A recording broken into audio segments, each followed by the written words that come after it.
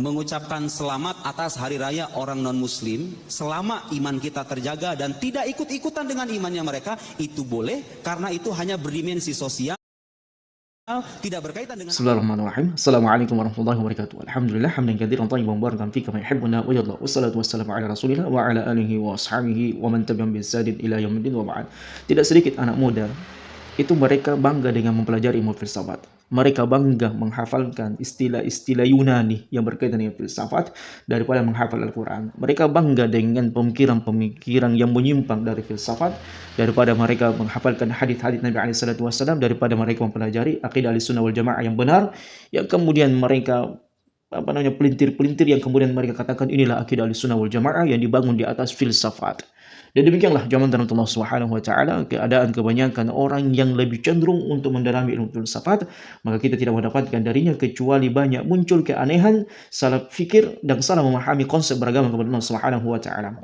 Oleh karenanya, sebelum kita jauh membahas tentang filsafat ini, terlebih dahulu kita akan memahami apa itu filsafat.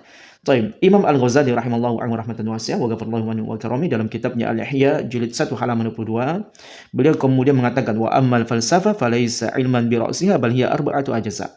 Adapun filsafat ini bukan ilmu usul. Dia bukan ilmu usul, bukan ilmu yang sifatnya pokok, bukan ilmu yang sifatnya pondasi. Nah, ini harus dipahami nih. Jadi antum yang belajar filsafat, yang banyak diracuni dengan ilmu-ilmu filsafat, maka antum harus ketahui bahwasanya Imam Al-Ghazali dalam kitabnya Al-Ihya jilid 1 halaman 22 beliau mengatakan wa ammal falsafah, adapun ilmu filsafat falaisat ilman bi ra'siha, dia bukan ilmu pada hakikatnya. Jadi dia bukan usul, pondasi dalam berfikir, dalam membangun akidah, apalagi sampai membangun akidah. Jadi kalau banyak orang antum dapatkan di sana sini dia membahas tentang akidah Ahlussunnah wal Jamaah, tapi dia menyimpang, maka itu adalah hasil buah daripada dia mendalami ilmu filsafat. Jadi kalau antum banyak menjumpai namanya nama Islam, penampilannya penampilan Islam, tetapi mereka meragukan syarat Allah Subhanahu wa taala, meragukan sunnah Nabi alaihi salatu wasallam, bahkan mereka meragukan Allah di atas langit, maka ketahuilah itu adalah buah kesesatan dari ilmu filsafat yang mereka pelajari. Jadi banyak ya kita dapatkan di kampus-kampus mereka yang mendalami filsafat yang tadinya dari dunia pesantren, mereka masuk di sebuah universitas mempelajari filsafat, malah sholat, tinggalkan sholat. Mereka ragu dengan ajaran Islam, mereka ragu dengan ajaran sholat. Karena kenapa? Di sana telah tercampur kerusakan berfikir tentang sholat. Ya, sampai mereka kemudian mengatakan Allah itu ada tanpa wujud, Allah itu ada tanpa bertempat.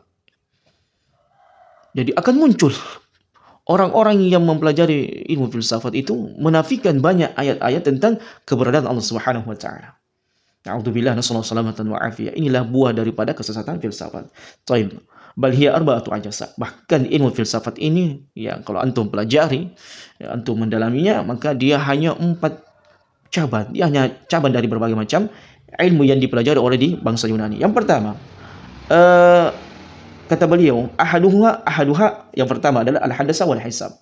Jadi ilmu filsafat ini ilmu yang berkaitan dengan arsitek wal hisab, ya perhitungan. Dan mempelajari yang filsafat seperti ini, kalau Imam Ghazali mengatakan itu jaizan wa huma mubahan kama sabaq. Maka kedua ilmu ini kalau dipelajari yaitu handasa berkaitan dengan cara membangun berapa ukurannya, berapa takarannya, begitu pula dengan ilmu perhitungan, maka ini boleh kita lakukan untuk memudahkan urusan kita yang berkaitan dengan dunia. Kemudian yang kedua atsani mantiq, ilmu mantiq atau ilmu kalam. Baik. Boleh mengatakan wa huwa bahathun an wajhi dalil wa syurutiha wajhi al-hajj wa syurutu wa huma dakhilan fi ilmi kalam. Dan adapun ilmu mantik ini berkaitan dengan bagaimana mencari sebuah dalil, pembahasan sebuah dalil, begitu pula dengan syarat-syaratnya, begitu pula batasan-batasannya, dan syarat-syarat yang berkaitan dengan ilmu tersebut. Wa huma dakhilan fi ilmi kalam. Dan ilmu mantik ini termasuk daripada ilmu kalam. Kemudian yang ketiga, ilmu ilahiyah. Nah, setelah perkembangan zaman yang tadinya hanya ilmu berkaitan dengan arsitek dan perhitungan, kemudian ilmu mantik, ilmu kalam, maka mereka kemudian masuk kepada ilmu ilahiyah. Baik, kata Imam Al-Ghazali wa huwa bahthu an dzatillah subhanahu wa ta'ala, yaitu mereka memaksakan diri tentang mencari-cari keberadaan Allah Subhanahu wa taala, begitu pula dengan sifat-sifat Allah Subhanahu wa taala, wa huwa dakhilu fil kalami aidan, sehingga mereka terjatuh dengan ilmu kalam berkaitan dengan sifat dan nama Allah Subhanahu wa taala yang tidak sesuai dengan Allah Subhanahu wa taala. والفلاسفة لم ينفردوا فيها بنقد آخر من العلم بل انفردوا بمذاهب بعضها كفر وبعضها بدعة.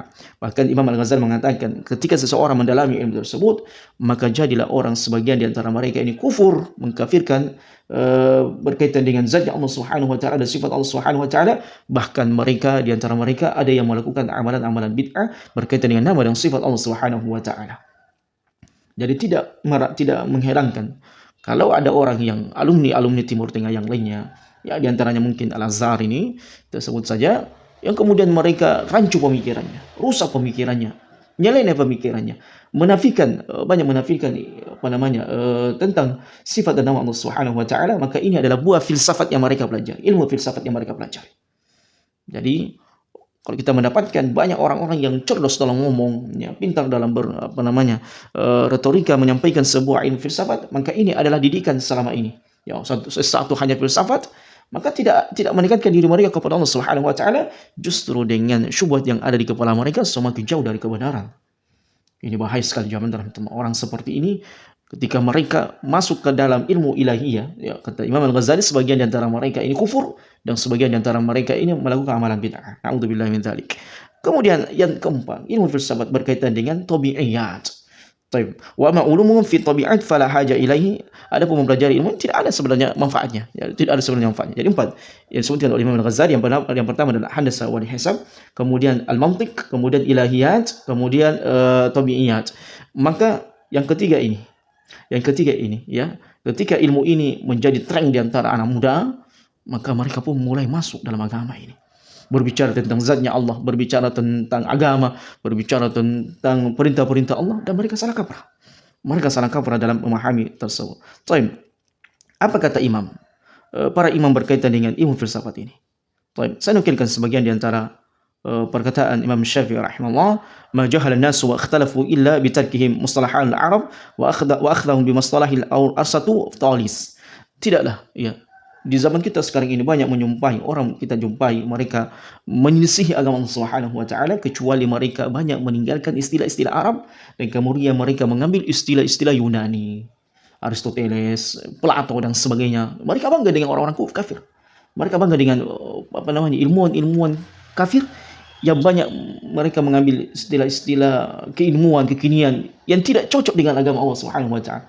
Sehingga jangan kita kemudian merasa kaget dan merasa heran dengan keberadaan mereka ini yang suka menyebutkan istilah-istilah yang tidak cocok dengan wakilnya, tabiiyahnya agama Allah Subhanahu wa taala. Jadi sangat jauh zaman teman-teman kalau kita ingin membahas tentang akidah Islamiyah dengan filsafat ini, tidak akan mungkin bisa menyatu karena ini adalah merupakan bagaikan wujudnya air seperti minyak di dalam air tersebut. Maka tidak akan pernah bersatu penyimpangan ilmu filsafat dalam akidah Allah Subhanahu wa taala. Tapi di antaranya, ya, perkataan Ibnu Najim dan beliau bermadzhab Hanafi, beliau kemudian mengatakan ta'allamul ilma yakunu fardhu ain. Adapun mempelajari ta'allumul ilmi yakunu fardhu ain. Mempelajari ilmu adalah kadang dia sifatnya wajib.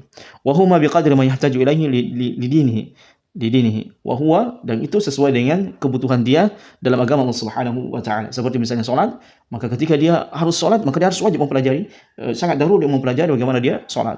Baik. Wa fardhu kifayah, dan ada ilmu yang sifatnya fardhu kifayah. Wa huwa ma zada alaihi li naf'i ghairihi, yaitu ilmu yang dipandang oleh syariat ini ilmu tambahan yang dia pelajari, yang dimana dia bisa bermanfaat untuk selainnya. Wa manduban, dan ada ilmu yang sifatnya mandub. Wa huma tabaharu fil fiqh wa ilmi fiqh, yaitu sifatnya sangat dianjurkan bagi orang yang ingin mendalami ilmu fiqh dan ilmu qalb. Wa haraman, dan ada ilmu haram. Apa itu? Ilmu al-falsafah, ilmu filsafat. Jadi para ulama dahulu ketika mereka melihat bahayanya penyimpangan ilmu filsafat, maka mereka senantiasa mengingatkan kaum muslimin, hati-hati, ente lebih baik daripada belajar ilmu filsafat, ente lebih baik mempelajari ilmu aqidah Ahlussunnah wal Jamaah, ente lebih baik mempelajari tentang cara salat, tentang cara wudu, cara tayamum yang lebih bermanfaat. daripada ente mempelajari ilmu filsafat, daripada anda mendalami ilmu filsafat yang semakin anda membuat anda semakin bodoh, semakin jauh dari kebenaran, semakin tidak jelas berfikir, semakin tidak jelas dalam menentukan arah kehidupan. Lebih baik ente mempelajari ilmu tentang cara tayamum, cara wudu, cara mandi junub, kemudian cara sholat, cara kemudian kita beribadah umrah dan haji, daripada mendalami ilmu tersebut seperti ini. Ya, sungguh mempelajari sunnah-sunnah Nabi SAW walaupun yang terkecil lebih baik daripada mempelajari ilmu filsafat yang kata orang ini ilmu besar, tidak ada manfaatnya. Ya, semakin membuat orang frustasi dalam berakal, semakin membuat orang tidak jelas dalam berakal. Itu ilmu filsafat, karena mereka mendewakan dan mentuhankan pemikiran-pemikiran mereka. Muncul bisikan-bisikan syaitan, hawa nafsu dari mereka, sehingga melahirkan istilah-istilah yang tidak jelas, yang ngawur. Tayyib. Waqala ad-Dardiri, ya, ini bermadzhab Maliki, dalam kitabnya bahwasanya fi bayanil ilmi alladhi huwa fardu kifayah kal qiyam bil ulum syar'i ghairal aini wa huwa al-fiqh wa tafsir wal hadith wal aqaid wa ma tawaqqafat alayhi min nahw wa tasrif wa ma'an wa bayan wa hisab wa usul la falsafah. Dan semua ilmu yang kita sebutkan tadi boleh dipelajari, silakan dipelajari, dalami, luangkan waktu untuk mentadaburinya, tetapi tidak dengan filsafat. Mempelajari ilmu filsafat tidak menambah keyakinan. Mempelajari ilmu filsafat tidak menambah rasa takut kepada Allah. Mempelajari ilmu filsafat tidak membuat seseorang itu cerdas, semakin membuat orang itu linglung, galau, pusing dengan ilmu filsafat tersebut. Kemudian diantaranya juga qala ad-Dusuqi, ya, kalau saya tidak salah, dalam catatannya beliau mengatakan bahwasanya faqad naha an qira'atihi al-Baji wa Ibnu al-Arabi wa Iyad. Beliau melarang untuk membaca kitabnya Al-Baji wa Ibnu al-Arabi. Jadi Ibnu al-Arabi ini salah satu tokoh filsafat yang banyak disukai, digandrungi, ya, anak-anak muda. Ya, tapi itu tidak ada manfaatnya, tidak ada gunanya. Kemudian diantaranya Zakaria Al-Ansari, dan beliau bermadzhab Syafi'i. Beliau kemudian mengatakan wa amma ilmu ta'allum ilmu al-falsafah wa sya'batha wa tanjim wa ramal wa ilmu tabi'iyyin wa sir wa faharam. Kalau mempelajari ilmu filsafat, kemudian sya'batha, kemudian tanjim, ilmu perbintangan, wa ramal, begitu pula dengan ilmu ramalan, wa ilmu tabi'iyyin, mempelajari ilmu tabiat-tabiat, ya, wa sihir, begitu pula dengan sihir, maka ini hukumnya haram. Hukumnya haram. Kenapa para ulama mewanti-wanti ilmu filsafat? Mereka mentahdzir ilmu filsafat, mengingatkan kaum muslimin jangan mempelajari ilmu filsafat, karena bahayanya ilmu tersebut banyak melahirkan manusia-manusia yang semakin semakin bodoh dalam berakal, semakin tidak bisa menampakkan akalnya, semakin tidak bisa mendudukkan sebuah kenyataan yang ada dalam syariat Allah Subhanahu wa taala, semakin tidak jelas dalam berfikir, semakin ragu dengan agamanya. Dan itu banyak kita jumpai dari orang-orang filsafat. Semoga Allah Subhanahu wa taala melindungi kita dari ilmu yang tidak bermanfaat. Ya, ilmu yang tidak mendatangkan rasa takut, ilmu yang tidak mendatangkan semakin tunduk kepada Allah Subhanahu wa taala.